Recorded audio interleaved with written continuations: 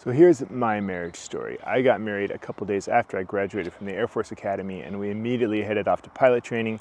Then we moved like 8 or 9 times as we followed my military career.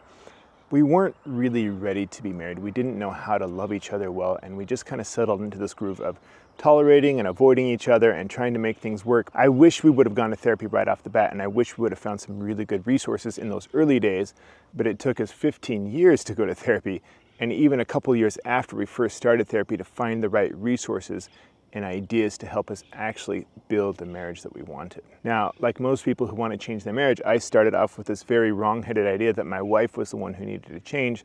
As it turned out, it was a 50-50 situation, as it always is. She was half the problem, I was half the problem.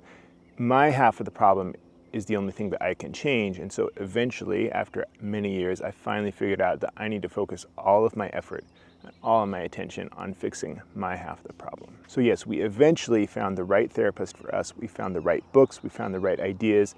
I learned to finally focus on my half of the issues instead of her half, and we figured out how to have an amazing marriage together. It's still a challenge, we're still learning, we're still growing, but I got so interested in the process of building a good marriage that I went back to school to become a marriage therapist because I love the ideas that help me and my wife build a good marriage together, and I want to tell everyone about them. So that's why I do what I do, is I love talking to people about the science of building good marriages.